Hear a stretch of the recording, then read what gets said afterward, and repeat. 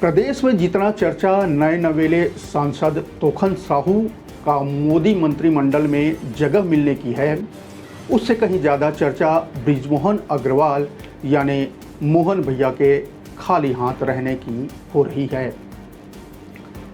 खाली हाथ मतलब प्रदेश की जनता जो उम्मीद कर रही थी कि मोहन भैया केंद्र की राजनीति में भी चमकते सितारे बनने वाले हैं, उनकी उम्मीद धराशायी हो गई।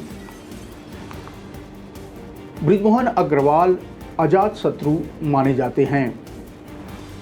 वे कभी चुनाव नहीं हारे हैं। विधानसभा के लिए वे लगातार 8 बार चुने गए हैं। 8वीं बार जब वे प्रदेश में सबसे बड़ी जीत उनके नाम ही दर्ज होती है। देश भर में सबसे ज़्यादा लीड में लोकसभा चुनाव में जीत दर्ज करने वाले टॉप 10 में रायपुर के सांसद यानी बृजमोहन अग्रवाल का भी नाम दर्ज है। स्कूल कॉलेज के वक्त से ही वे पार्टी से जुड़े हैं और पार्टी जब कभी भी जो भी काम हो उन्हें सौंपती है बृजमोहन भैया को, तो वे उसे पूरा करके ही लौटते हैं। लगभग 40 साल से वे राजधानी रायपुर के निर्वाचित जनप्रतिनिधि हैं। लोगों के बीच कानाफूसी भी हो रही है कि इतने धाकड़ नेता के पीछे आखिर क्या कारण है कि उन्हें मौका न दिया जाकर नए नवेले सांसद यानी तोखन साहू को मौका दिया गया। इसके पीछे भी लोगों की अपने अपने तर्क हैं, अपनी अपनी लॉजिक है। कुछ लोग इसे मोदी और बृजमोहन के साथ बरसों पुरानी घटना से भी जोड़कर देख रहे हैं। अमूमन हर किसी को वो बरसों पुरानी घटना की जानकारी तो होगी ही।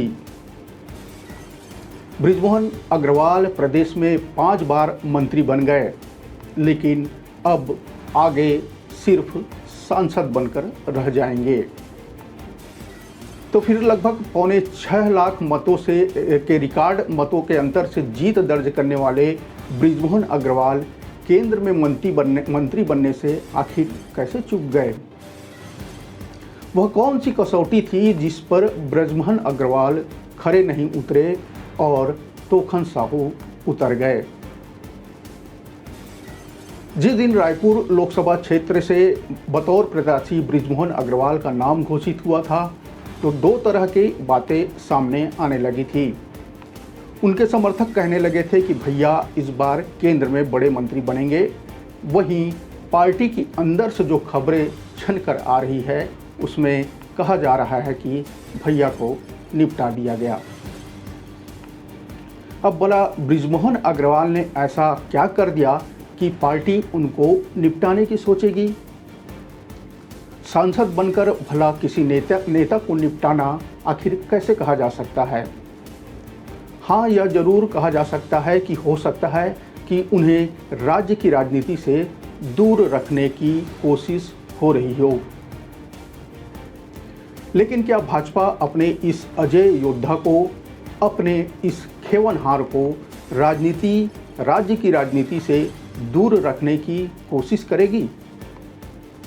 क्या पिछली कांग्रेस सरकार के मुखिया से सेटिंग वाली बातों में वाकई कोई दम था?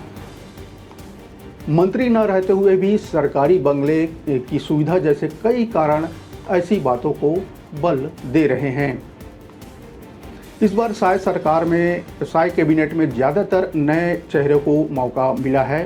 कई दिग्गजों को केवल विधायक बने रहने दिया गया, लेकिन वह केवल बृजमोहन अग्रवाल ही थे जिन्हें न केवल मंत्री बनाया गया बल्कि महत्वपूर्ण विभाग भी उनको दिया गया। यानी मोदी कैबिनेट की शपथ के बाद समर्थक ठग से महसूस कर रहे हैं। वे कह रहे हैं कि इससे अच्छा तो भैया प्रदेश की राजनीति में मंत्री बनकर रहते।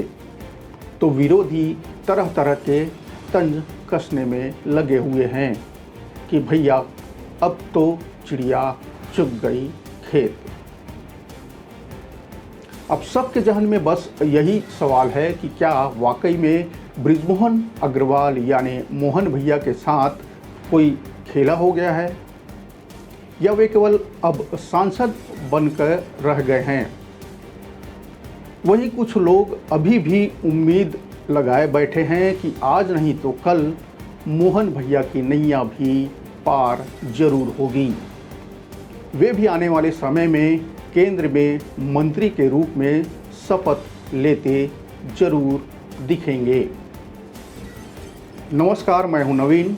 आज बस इतना ही। देखते रहिए न्यूज़ 36।